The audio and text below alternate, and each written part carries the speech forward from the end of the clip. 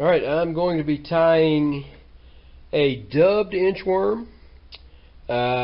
This particular inchworm pattern, best I can tell, came from the North Carolina side of the park. I know that when I first started tying these, I used a material called furry foam, which number one, doesn't last very long. It seems to come apart, and number two, it's gotten harder and harder to find. So at some point I switched over and just started tying these with a dubbed body. So I got a size 10 nymph hook and chartreuse 210 ultra thread, and I'm going to just start the thread and wrap it tight all the way back to the bend in the hook.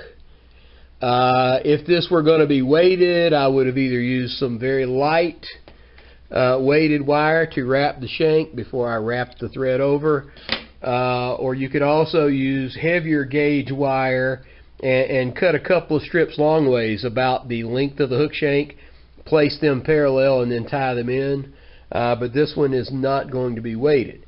So when working with dubbing wax is wonderful. It makes things so much easier. So it comes in a tube, sort of like chapstick. And let's see, I'm going to move my vise up a little bit so you can see that part. Basically just rub it on.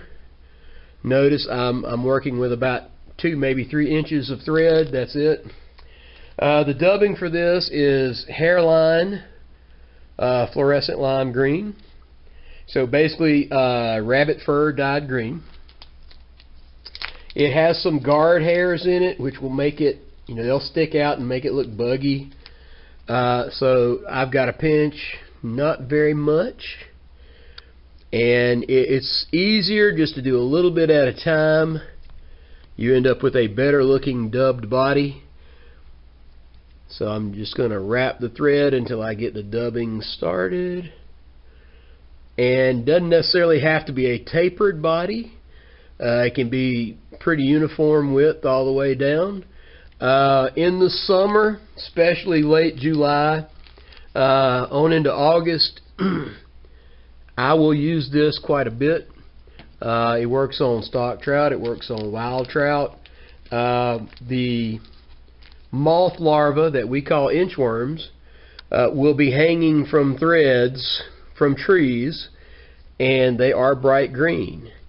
Many different ways to tie this. I really think the trout hone in more on the color than anything else. It looks like a bug, looks like something that they've eaten, and if you cut one open in the summer and see what is in the stomach, he's probably going to have some green inchworms in there. So one more little section ought to do it.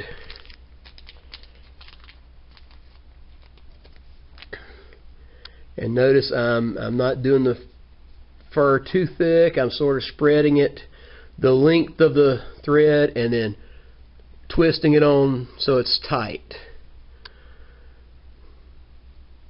And wrap forward. Of course, if we had weighted this first, you're going to end up with a thicker body.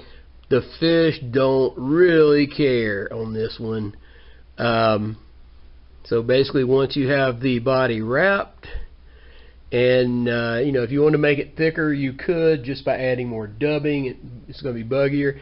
And I find out that as you catch fish on this, the more fish you catch, the more the fly starts to come apart. The actual fish catchier it gets, if that's a phrase.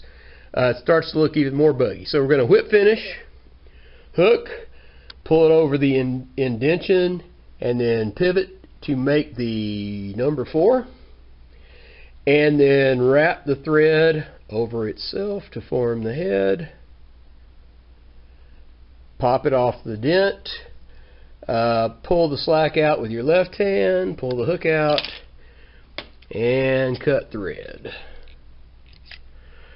Alright, we'll finish it off with a little dab of head cement. I do tie these with bead heads, which makes finishing a little easier. And gets weighted there. I don't think the naturals have gold or green bead heads, but the trout don't seem to mind that either. This just looks buggy, and like I said, I think they hone in on the color, so that is a green inchworm.